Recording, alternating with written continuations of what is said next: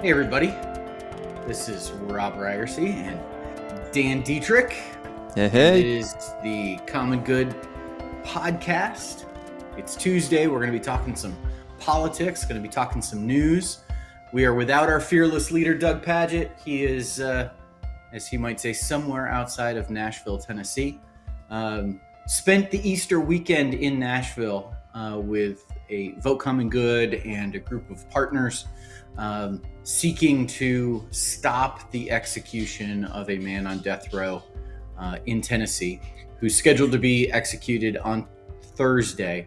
And, on this holiday weekend where Christians around the world stop to contemplate and consider that their Savior was executed by the state, and B, rose again from the dead, proving that execution was not, ultimately powerful. And, it was a really kind of a wonderful time to consider maybe some of the implications of that for us in America today, when we still think that state-sponsored execution, is all powerful and gets the final word when it comes to justice. And Yeah. Easter reminds us that it doesn't. And so, Dan, that is where Doug has been. They did a march yesterday of 9 miles from where that execution is scheduled to take place to the state capitol in Tennessee. And Doug was a part of that. And so he's in Nashville still and participating in additional events related to those things. So it's you and me today. Dan, did you have a good Easter? Yeah, I did. Like you, for a long time, every Easter week was like a marathon of church services. I was a worship pastor for a long time, and so you'd get to Easter Sunday afternoon and just be exhausted. Yes. But the last couple of years, I haven't had to do anything, and it's been kind of nice. Yeah. Sunday was the first Easter of my life that I did not attend church. And Wow. very strange experience in a lot of ways. It began with, my 7-year-old violently throwing up. We've probably all of us who are parents have had that experience where you're laying in bed and you hear a sound, and that sound registers with you. You don't know what it is, but it registers with you as oh no, something's wrong. And so Was it a the little. urgent pitter patter of footsteps running No, toward the bathroom, or? it was kind of a bang, and like what was that? And so I went running upstairs to our 7-year-old's room, and I found her at her doorway, turned around, standing in the carpeted hallway, throwing up back into her room, which is not carpeted, thankfully, that she knew enough not to throw up on the carpet. And when I got the light turned on and got a look at her, Dan, she had throw up everywhere, all over her face and through her hair. Poor So that thing. was how Easter started for us. Happy Easter. Yeah. So Were you you know, thinking about going to church before that? Or was that no, not even a, nah. yeah. No, not this year. Yeah, yeah. So it was an Easter unlike any other, but Oh, man. came through it well, and it's one of those things. Well, Dan, we've got some news and some politics to talk about, because that's what we do here on We Tuesdays. do. We talk politics. And listen, those of you that are watching us live on Facebook and Twitter and all those other places, jump into the chat and tell us your worst Easter story. Um, all things considered, that still wasn't even the worst Easter of my life, but that's a story for another day. Oh, wow. Yeah, yeah. We'd love to hear Little either. teaser. We'd love to hear either your bad Easter stories or your waking up to kids puking stories. Either one. Those are great. And if you can put your hands together, like I did this morning, and give us a Easter puke story, that's just the best. Yeah. Well, listen, we want to talk some politics. There's a lot going on in the news. There's a lot happening. Dan, should we start with the absolutely ridiculous? Should we just get the ridiculous out of the way? I think so. And You're laughing because you know what I'm talking the about. ridiculous once again Listen, comes from Tennessee. yeah, Dan, I think you and I were on the phone. We were on a Zoom call on Tuesday or Thursday of last week, I believe, working on some Vote Common Good stuff. And somebody said, it might have been me. I don't remember exactly how it went down. Somebody said, "Hey, have you heard about," maybe it was you that said this. "Have you heard about this thing that happened in Tennessee where state representative, state senator, some guy in their state legislature was talking about Hitler?" And that, commenced in us finding the video and watching it and being utterly amazed. So here's what's happening as context. The state of Tennessee, their state legislature is debating criminalizing homeless people, being homeless, unsheltered people, unhoused people, being on the highway or panhandling at exit ramps, and not being able to essentially be on this kind of portion of state highway, and like it's basically making life that is difficult already for part of our population even more difficult. Yeah, they want to make it a felony to set up a tent under an overpass, for example. Yeah.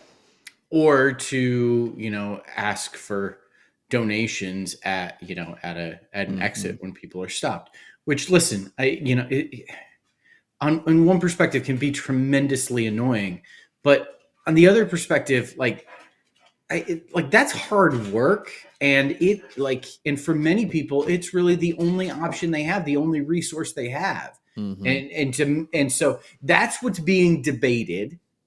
And this gentleman weighs in on the debate with a little history lesson. Give you a little history on homelessness. 1910, Hitler decided to live on the streets for a while. So for 2 years, Hitler lived on the streets and practiced his oratory and his body language and how to connect with the masses, and then went on to lead a life that got him in the history books. So a lot of these people, it's not a dead end. They can come out of these homeless camps and have a productive life, or in Hitler's case, a very unproductive life. I support this bill. Thank you. Thank you. Said it nicely. Said It's just stunning. I almost feel like folks need to hear that again, because it's just like, wait a minute, what? What? So many. Let's just revisit it. On homelessness. 1910, Hitler decided to live on the streets for a while. So for 2 years, Hitler lived on the streets and practiced his oratory and his body language and how to connect with the masses, and then went on to lead a life that got him in the history books. So a lot of these people, it's not a dead end. They can come out of these homeless camps and have a productive life, or in Hitler's case, a very unproductive life. Okay. So let's dissect this a little bit. Can we start with 19 and 10? Who talks like this? Who talks like this? Senators from Tennessee, apparently. 19 and 10. I just that is so annoying. Okay, secondly, don't ever invoke Hitler. No one should ever invoke Hitler. Not positively, as an example of someone who came out of homelessness, or negatively, comparing him to, your favorite or least favorite politician of the other party. Right. Just don't bring up Hitler. It's kind of rule one of politics. My heart. Life. So he says that Hitler spent 2 years homeless. This is, history lesson. Honestly, I didn't know this. We're learning something new today. Yeah, right? A little footnote in Hitler's life. Didn't know that was the case. He lived in homelessness for 2 years and used that as an opportunity, according to Senator Nicely, to practice his body language and oratory. Dan, what does that mean? You know, Are you picturing Hitler? Body language and oratory? That means the Heil Hitler, Sig Heil. maybe that's where he was workshopping it. You know, Yeah, exactly. Is he in? Are you picturing Hitler either on the side of the road at a corner, or maybe at on a park bench, or in a tent city or something, practicing different salutes? Getting like the masses of folks, the folks around him, to say, hey, what do you think about this one? I'm not even gonna like do any for fear because you don't invoke Hitler, that's why. Secondly, practicing his oratory. Is he giving his rousing speeches to the I you know it's you confusing on a number of fronts. Like, is this a celebration of Hitler pulling himself up by his? Well, it got him into the history books. Yeah. Listen, got him into the history books like that. Come on! That is a phrase you use to praise someone. And also, he talks about, so he uses this example of how Hitler was homeless, and through his experience of being homeless, he developed The body skills language. necessary to take over Germany and enact the Holocaust. Yeah. Well, I was going to back it up a little bit from that. The skills of body language and oratory to connect well with people, according to Senator Nicely. And presumably he did that by, I don't know, standing on the corner and asking for money, interacting where people are in public.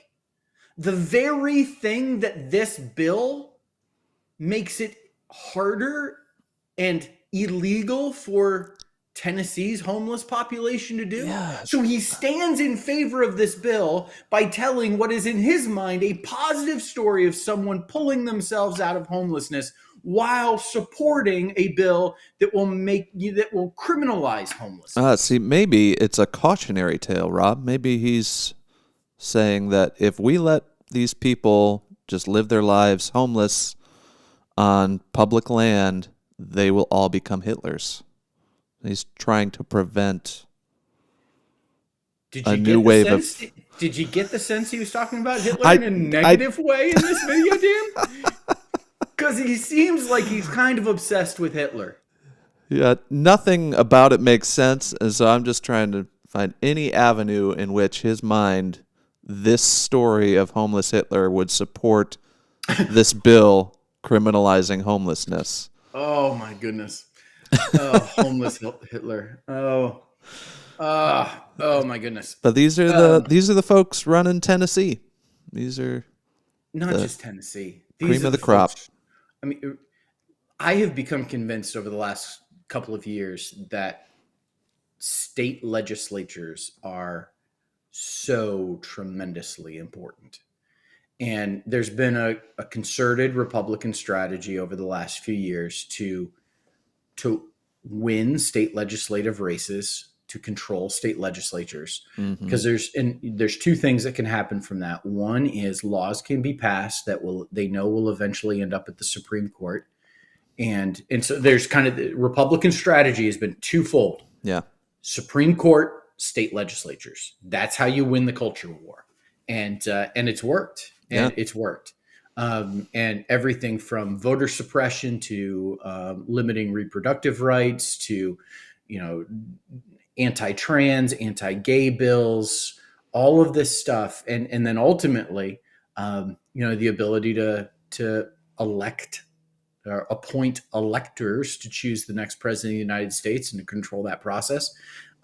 All of that is controlled by state legislatures, and they are riddled riddled with guys like Senator Nicely who I think Dan, you were the one who pointed this out, gets near the end of this thing and maybe something in his brain is firing going, wait a minute, wait a minute, wait a minute, wait a minute, wait a minute. I've been talking positively about Hitler. For a Something in his while brain now. was like, and so he throws in the The little or an asterisk. unproductive Yeah. life in the Unbelievable. yeah. I don't know what to say. Yeah. It's just But there are states that are trying to give Tennessee a run for their money. Governor Abbott over in Texas yeah. is doing a bunch of dumb stuff, and one of which is he enacted this new set of truck inspections for trucks carrying goods across the U.S.-Mexico border through Texas, and they're already inspected, by the way, the trucks. But he wanted to double check things and make it look like he was a real tough guy.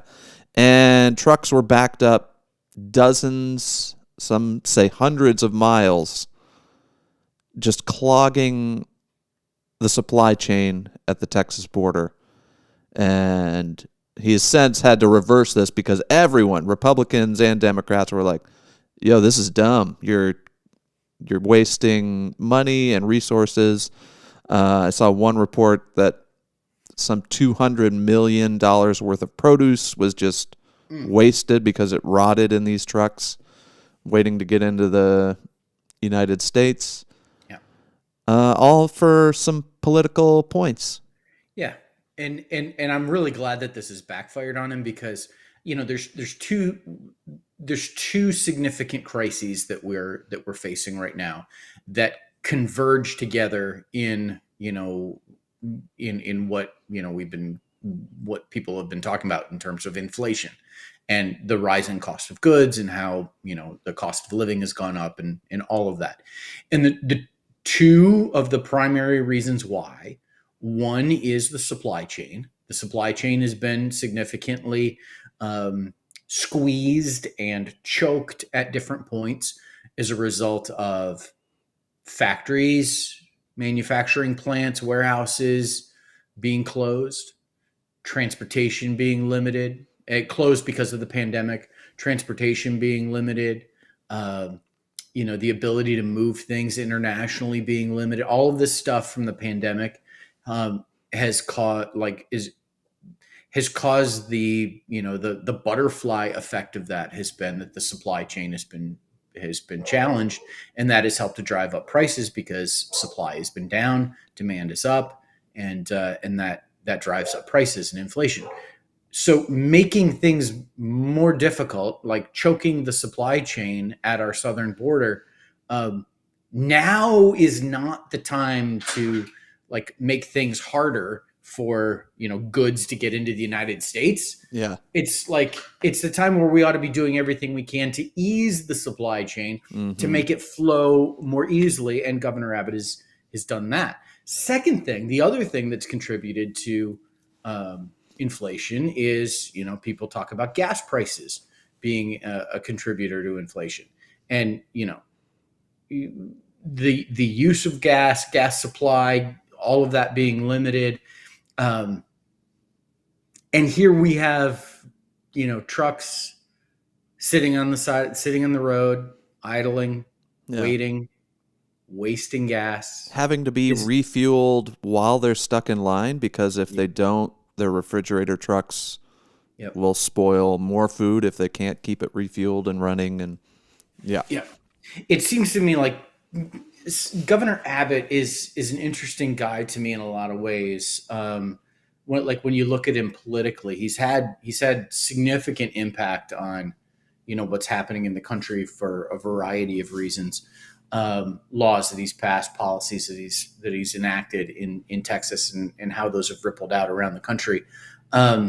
This one seems to me to be pretty tone deaf and strikes me as kind of vindictive towards Joe Biden and not in line at all with where people are at in terms of the mood of the country. Yeah. And just to drive home how stupid this was, this is a bit from Morning Edition on NPR, and they're interviewing the guy that's basically in charge of inspecting goods coming into America at the Texas border. He says, "My people and the USDA people, we inspect every truck. We go through all the contents." And he says, we x-ray it. We have drug-sniffing dogs. They have people that check the trucks for hollow compartments. We've been through all those. We just check them. And the governor's people have no authority to open the trucks. All they can do is check for faulty turn signals, brake lights, brake linings, tire tread, that kind of stuff. Just safety issues, end quote. And Steve Inskeep says, "I don't quite understand what you're telling me, Commissioner." I think he does. "I think you're telling me that the trucks are already inspected, but they're delayed now at the border so that the state can inspect them again in a superficial way. Is that right?" And he's like, "Yeah, you got it.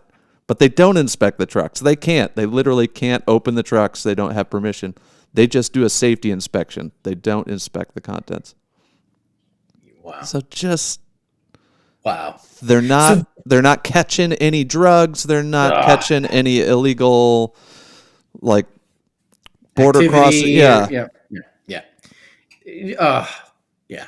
But this is not the only frustrating thing that Governor Abbott's up to, right? It's not. Because on top of I that, feel like it's a 2 for Tuesday with Governor Abbott. he's also really mad about Title 42 being lifted in May.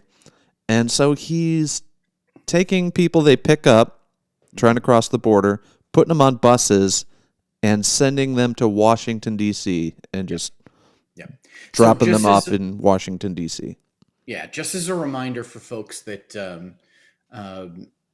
maybe aren't familiar with this, Title 42 is a CDC, a Center for Disease Control provision that allows for there to be additional powers and additional limitations to commerce and movement and all sorts of things in the midst of a pandemic. And so the Trump administration used Title 42 as the mechanism to stop any border crossing by asylum seekers during the pandemic. And the Biden administration just announced that they're going to be lifting that restriction to allow asylum seekers from around the world to cross the border into the United States to seek asylum, which is what you have to do to seek asylum. You have to present yourself in the country. Think about every movie you've ever watched where some Russian defects that the Russian can't defect when they're still in Russia. They've got to get to the United States to defect. Yeah. It's that same thing. And so there's actually this great scene in a TV show For All Mankind, which is a really fantastic show on Apple Plus. It's great. And there is there's two moon bases on the moon, two bases on the moon, one of the United States and one of the Soviet Union. And through a series of events, a Russian cosmonaut gets injured and gets taken into the American base and is therefore on American soil. And he announces his intention to defect because he's now on American soil.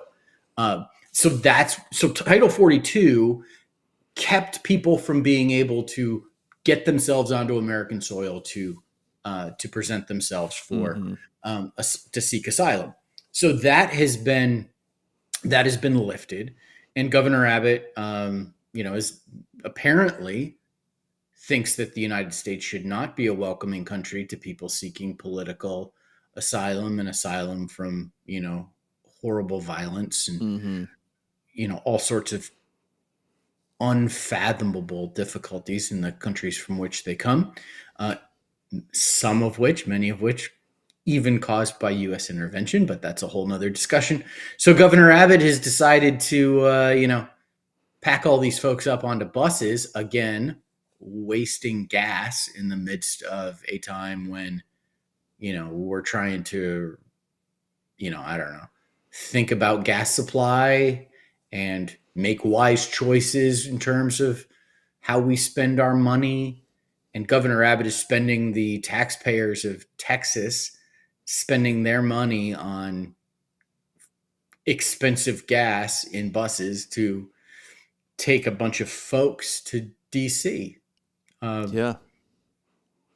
And this is part of like the Republicans' cruelty is the point plan at the border. Like this isn't a new phenomenon. We talked to a lot of people running organizations at the border that would talk about this practice of Border Patrol picks up some people trying to cross in at one point, and to make it more difficult for these people, they deport them to another town hundreds of miles away where the town has no resources.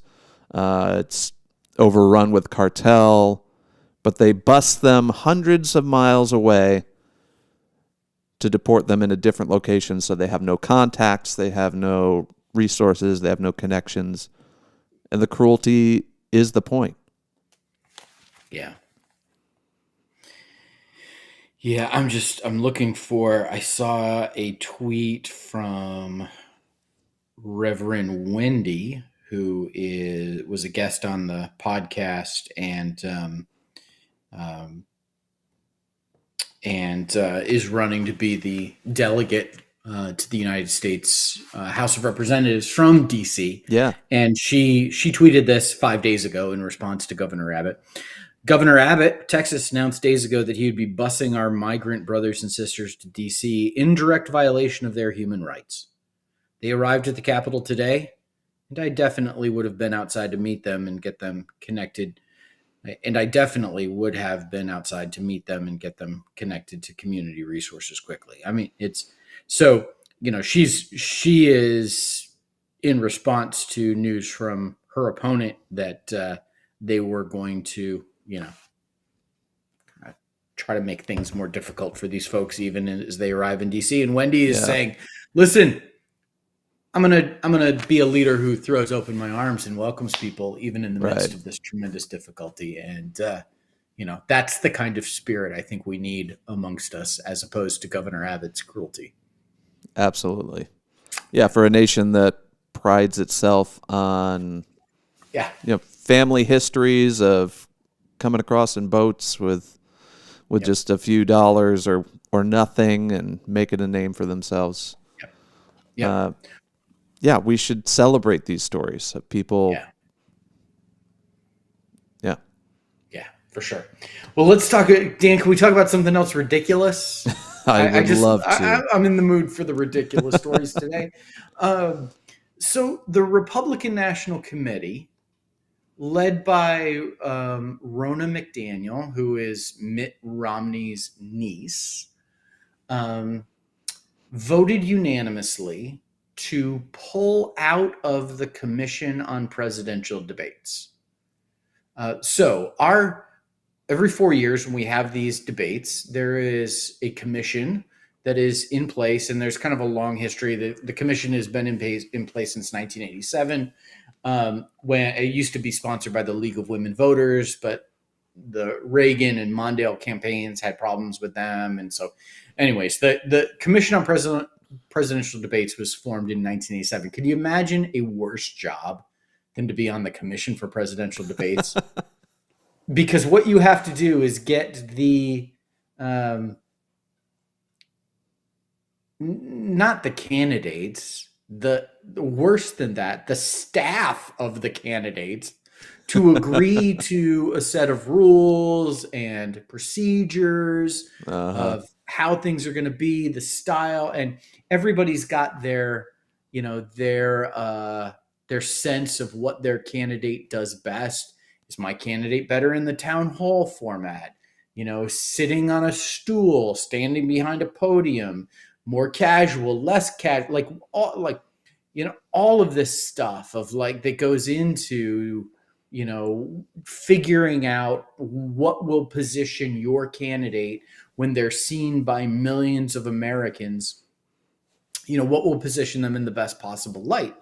And so, since it seems like it would be absolutely impossible to get the two campaigns to agree on their own, the Commission for Presidential Debates, has been this kind of arbiter with limited power, but it's been this thing. And it's not a perfect system. Clearly, it's not. But it's worked, and presidential debates are a tremendously important part of the process of us choosing who is going to be our leader. I think at times that they are, overvalued, but it is really important to see their command of the issues, their ability to talk and connect, how they interact with someone who's challenging them. All of those things are important, and to get a sense of, what they look like on the big stage. That's really important. But the Republican National Committee has decided that they're going to pull out of the presidential debates because they say that the commission is biased against them, and isn't being fair. Classic snowflakes. Yeah, talk about cancel culture, right? These are the same people that rail against cancel culture. They complain about safe spaces on university campuses. Oh. Yeah. But yeah, a lot of people are. So there's two things about this. Yeah. One is this is just showing again the full Trumpification of the Republican Party. Ronna McDaniel is doing Donald Trump's bidding because Donald Trump didn't like the way he was treated at the debates. We know now that, in fact, that he broke debate rules by not being tested for COVID before one of his debates with Joe Biden, and had, according to reports, had tested positive already before that debate and exposed Joe Biden to COVID at the presidential debate. So he's someone who doesn't respect this process or, this tradition at all. And so, here's the Republican Party doing his bidding once again. Now, I tend to think if there is some radical shift unlikely, but if there is some radical shift in the Republican Party and somebody like Mitt Romney gets the nomination in 2024, this goes away, like this easily gets undone. But, right now it is it's an indication that our political climate is growing more and more and more fractured. Mm-hmm. We all know this, we see it, we experience it, but this is just not more evidence of that. Yeah. And what is their main beef with the commission? Because they, and this is the second thing I want to say. Like, part of they're complaining about like the bias process and all of it, but one of the specific things that they mention, which I gotta say, I don't think they're wrong. They are contending that a debate moderator should not have been the former employee of one of the debate participants. that seems, I'm seems pretty basic to me. like this. I'll give them that one. Yeah, listen, I reject the idea of objectivity. I think objectivity is a myth. I think the idea of an objective journalist is a myth. I don't think anybody is objective ever. I don't think we can be. I think we can attempt to be aware of our biases. We can know what prejudices we have, what glasses we're wearing, and how that shapes our perspective on things. But it's inescapable. And I just don't believe in objectivity. So I don't have this rosy idea of like, oh, let's just get an objective moderator who will be fair to everybody. I recognize that that's not possible. I think you can move towards that maybe with a panel of moderators, and you can figure that out. But it seems to me that someone who, I don't know, worked for the Clinton administration in a very high level maybe shouldn't be the moderator of a debate involving Mrs. Clinton.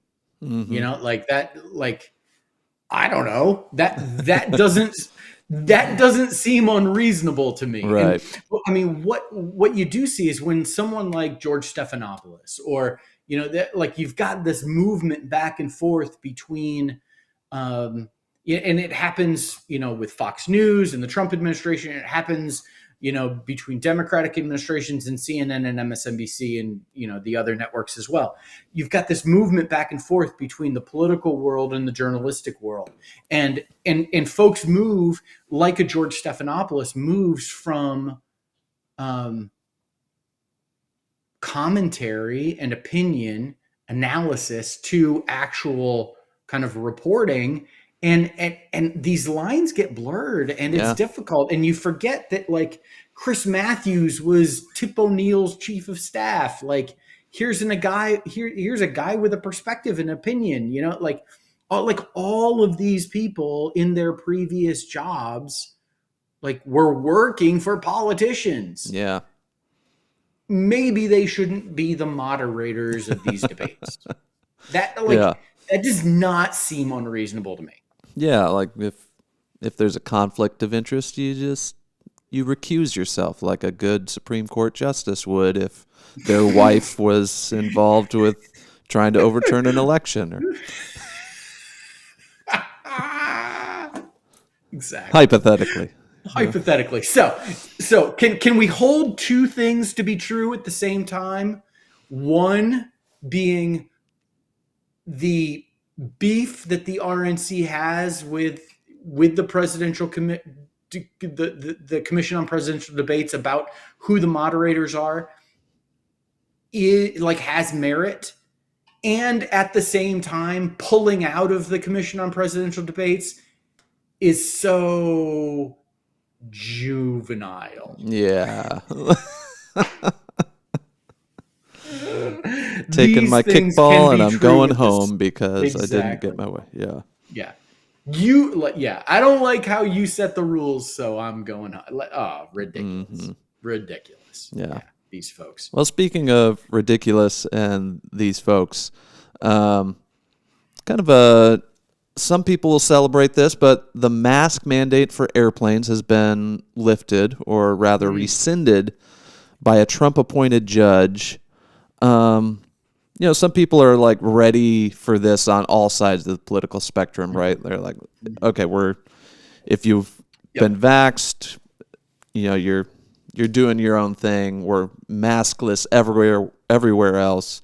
I personally am going to wear a mask forever on airplanes because you're just crammed into a metal tube with hundreds of other people with germs. But they lifted this mask mandate, and the judge that rescinded this order is like I said, Trump appointed. They crammed this confirmation through after the election, and turns out she's not qualified at all. This is so she's 35, good for her. 8 years out of law school when Trump appointed her to a lifetime position. Her only time that she had trial experience was as an intern.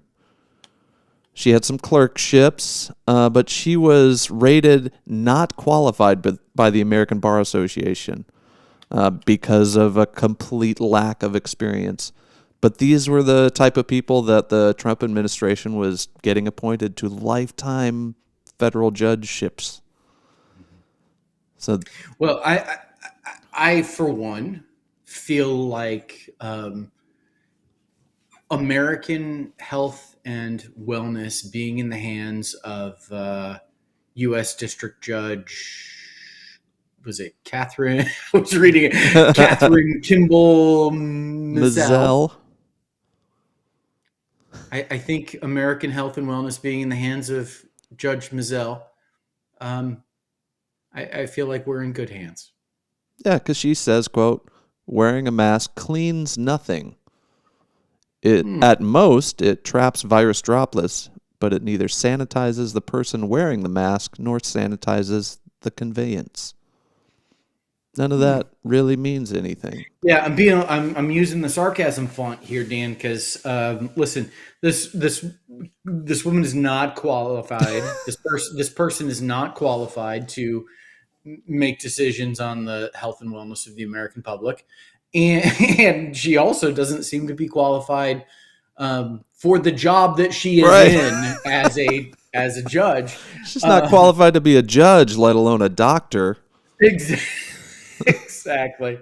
But listen, wasn't it just like last week there was this story that the Biden administration was already talking about how the mask mandate on planes was going to be going away, like within the next couple of weeks. It was going to expire in like 2 weeks, something like that. Yeah. Like I remember seeing that headline, and so this feels to me like a politically motivated attempt to, chalk up a loss for the Biden administration before this goes away naturally, as it was scheduled to do. And, so it's just, once again, it's so tiresome at times to talk about Republican hypocrisy. But Republicans, but I'm going to do it. Republicans talk all the time about activist judges, and we need judges who interpret the law, not judges who make the law. And they just went through this arduous confirmation process for a new Supreme Court justice who is way qualified, and they had a lot of issues with her nomination, saying she wasn't qualified and et cetera, et cetera. But then you look at their picks, and it makes you scratch your head. Yep, exactly. So much of it does. You know what doesn't make me scratch my head, Dan? What's that? I don't scratch my head at why people would listen to this really wonderful show. I'm in that kind of mood today, apparently. So I wanted to say thank you to some of the folks that were listening in and commenting: Ginger and Paul and Valerie and Randy and David and Kathleen, jumping into the comments, sharing their stories. Hold on, let me just kind of see this story from Kathleen. I think she shared an Easter story. She said, one year we had the kids dye real eggs and we hid them in the yard. 10 minutes later, we took the kids out to hunt eggs, and birds had already gotten to each egg. They were torn apart and half eaten. Mommy! Kathleen, that's fantastic. Thank you for sharing that story with us. That's really funny. Oh, that's great. Well, listen, on that happy note of the picture of, a heartbroken child crying over, broken eggs in the yard. Want to say thank you to all for listening in, and whether you're listening on the podcast, the audio version, or you're watching live here on Facebook or one of our other channels, thanks for doing so. I think Doug Padgett will be back tomorrow with a special conversation. Fingers crossed. Yeah. Fingers crossed. All right. Thanks, everybody. Have a great day. See you soon.